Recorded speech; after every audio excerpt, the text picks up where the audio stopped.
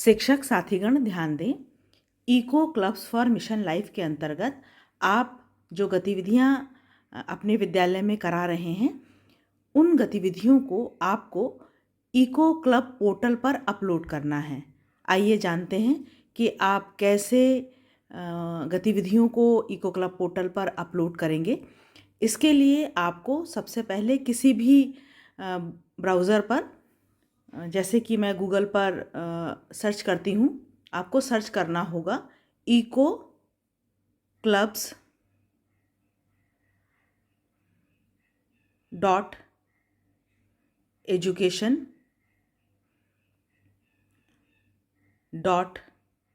.gov.in।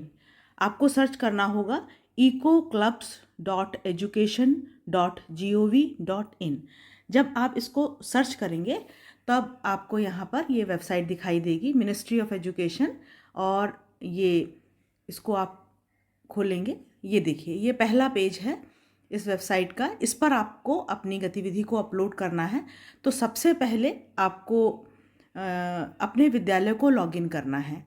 तो यहाँ पर आप देख रहे होंगे राइट हैंड साइड पर लॉगिन दिखाई दे रहा है। इसको आप टच करेंगे। ये देखिए, स्कूल लॉगिन पर आप जाएंगे। ये आपका स्कूल लॉगिन, यहाँ से आपको अपने स्कूल को लॉगिन करना है। यहाँ पर मैंने विद्यालय का यूडाइस कोड डाल दिया है और अब हम सेंड OTP करेंगे। और ये जो OTP है ये उस नंबर पे जाएगी जो यूडाइस पर रजिस्टर्ड नंबर होगा। यहाँ पर अब हमें OTP मिल गई है और हम डालते हैं 4100 और आगे अब हम कैप्चा कोड यहाँ पर भरते हैं।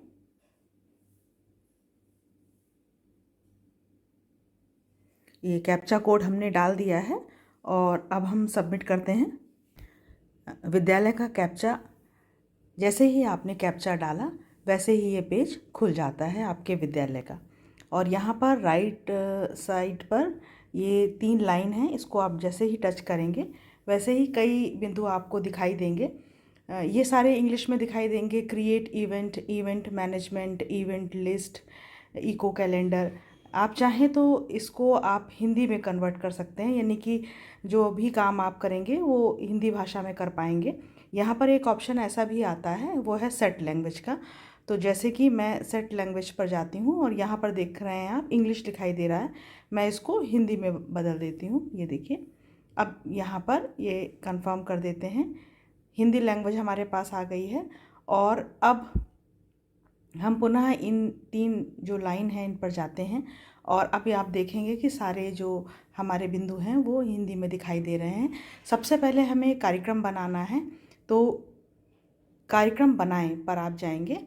कार्यक्रम का नाम, सबसे पहले आपको कार्यक्रम का नाम यहाँ पर लिखना होगा। कार्यान्वयन का तरीका, यहाँ पर हमने जो कार्यक्रम का नाम लिखा है वो है flora QR codes tagging programme. यहाँ पर कार्यक्रम का नाम, QR और उसके बाद इवेंट का संक्षिप्त विवरण 50 शब्दों में हमने लिखा है। बच्चों ने कार्यान्वयन का तरीका, शिक्षक के सहयोग से जो उनके विद्यालय में वृक्ष हैं उनके QR कोड तैयार किए और उनको पेड़ों पर लगाया, जिससे जन समुदाय को और बच्चों को पेड़ों के विषय में जानकारी हुई। अब हम आगे बढ़ते हैं। मिशन लाइफ थीम जो हेडिंग है, इसके अंतर्गत मिशन बहुत लाइफ सारे थीम, बिंदु हैं। इसमें हमने स्वस्थ जीवन शैली अपनाएं, इस ऑप्शन को ऑप्ट कर लिया है। मिशन लाइफ सब थीम्स के अंतर्गत है जागरूकता सत्र। कार्यान्वयन का तरीका, किस मोड पर आपने काम किया। कार्यान्वयन का तरीका, इसमें आप डिजिटल और भौतिक दिया हुआ है, क्योंकि हमने भौतिक रूप से इसको कार्यक्रम का प्रकार, यह कार्य किया है, इसलिए हमने भौतिक ऑप्ट कर लिया है। कार्यक्रम के प्रकार के अंतर्गत हम कार्य और जागरूकता दोनों को ऑप्ट करेंगे। कार्यक्रमों की संख्या हम यहाँ पर 1 भर देंगे। तिथि आज की ही जो तिथि और समय दिखाई देगी, देखिए 28 अप्रैल जिला, सेट दिखाई दे रहा है। अब आगे देखिए, राज्य लिखा हुआ है, बरेली जिला लिखा हुआ है और शहर यहाँ पर बरेली ऑप्ट कर लेंगे। बरेली। इस तरीके से हम ये सारी इन्फॉर्मेशन हमने भर दी है और अब हम इसको सबमिट कर देंगे। ये देखिए यहाँ आया इवेंट रजिस्टर्ड सक्सेसफुली, यानी कि हमारा जो इवेंट है वो रजिस्टर हो गया है और यहाँ पर हम देख भी सकते हैं कि ये हमारा पूरा इवेंट जो है, जो हमने अभी पूरी डिटेल भरी है, हमने जो अपना कार्यक्रम बनाया है, ये यहाँ दिखाई दे रहा है। अब आगे हमें और डिटेल इसकी भरनी है, इसलिए हम संपादित करें नीचे जो लिखा है इस पर जाएंगे और आप देखेंगे जो इन्फॉर्मेशन हमने भरी है वो भरी हुई है, लेकिन इसके आगे कुछ और बिंदु आ जाते हैं जिन्हें हमें भरना है।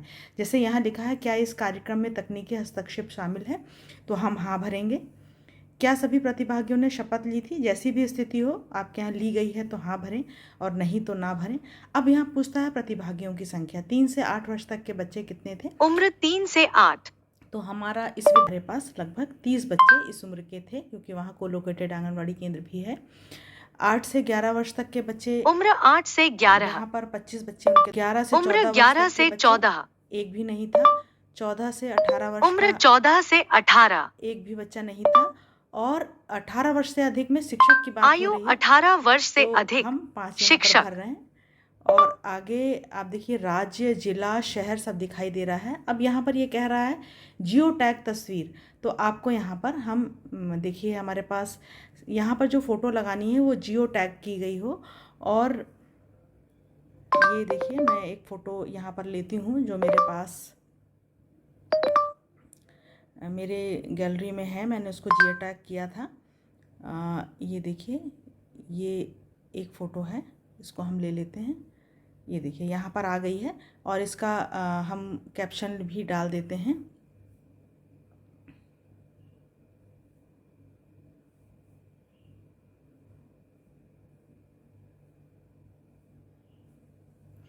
और आगे बढ़ते हैं। उसके बाद एक फ़ोटो चाहिए, फ़ोटो 1 MB से अधिक नहीं होनी चाहिए हमारे पास। ये हमने वीडियो ले लिया। वीडियो के विषय में भी हम इंफॉर्मेशन लिख देंगे। और अब यहाँ पर हमसे प्रश्न पूछा गया है कि QR कोड से लेबल किए गए पेड़ों की संख्या कितनी है? Number of trees labelled with QR code, है ना? और इसको हम यहाँ पर अपडेट कर देंगे।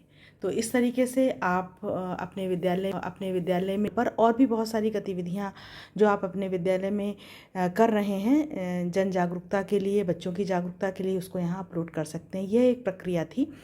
आशा है कि आप इस प्रक्रिया को अपनाते हुए अपने विद्यालय में अवश्य इको क्लब पोर्टल पर एक्टिविटी को अपलोड करेंगे। धन्यवाद आपका।